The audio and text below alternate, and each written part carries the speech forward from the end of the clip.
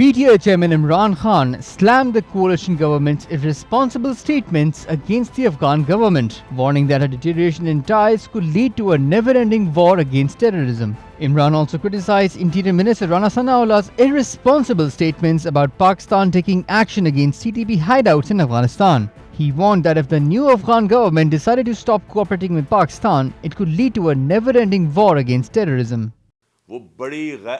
गैर जिम्मेदाराना स्टेटमेंट्स दे रहे हैं कि हम अफ़गानिस्तान में जाके हमले करेंगे और पता नहीं क्या करेंगे।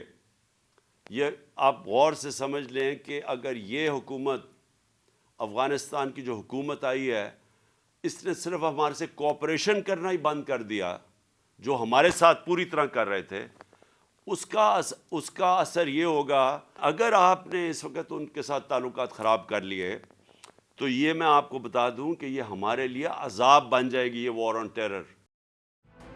Imran also questioned why recent incidents at the Pak-Afghan border were not taken up with the Afghan government, reiterating that another war against terrorism would become a curse for the country if relations with Afghanistan deteriorated.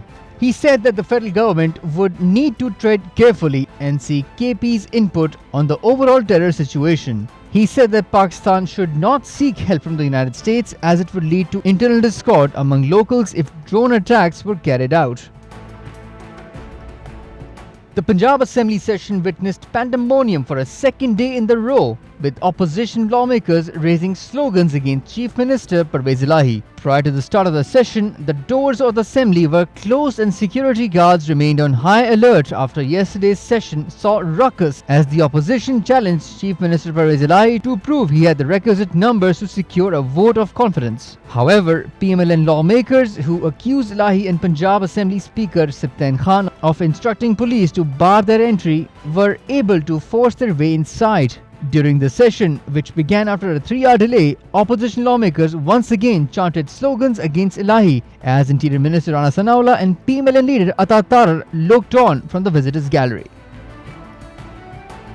The Election Commission of Pakistan issued bailable arrest warrants for PTI Chairman Imran Khan and party leaders Fawad Chaudhry and Asad Umar in cases related to the contempt of the electoral body. The order was passed by a 4-member ECB bench headed by member Nisar Durrani. In August and September last year, the ECB had issued notices in exercise of its powers of contempt to Imran Khan, Asad Umar, Fawad Chaudhry, Mia Shabbir Ismail and Danial Khalid Khokar for allegedly using intemperate language against the Chief Election Commissioner Sikandar Sultan Raja and the electoral watchdog. Party leaders have repeatedly bashed the commission and Raja over what they claim is their partisanship and frequently pillory the electoral body as a subsidiary of the PMLN.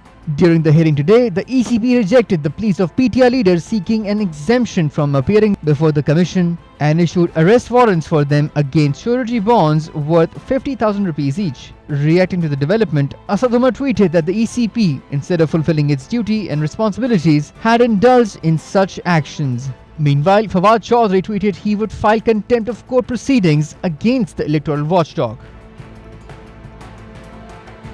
Shares at the Pakistan Stock Exchange recovered, with analysts attributing the bounce back to the pledges of over $10 billion made at the donors conference hosted jointly by the government of Pakistan and the United Nations in Geneva yesterday, as well as Saudi Arabia's decision to study increasing investment in Pakistan. The benchmark KC100 index rose 296.74 points or 0.73% to close at 40,801.50 points. It reached an intraday high of 481.68 points or 1.19% around 9:30 am shortly after trading began. Analysts say stocks showed bullish activity after the pledges made at the fundraising conference in Geneva and a lightly positive outcome of the 9th review of the IMF $7 billion program.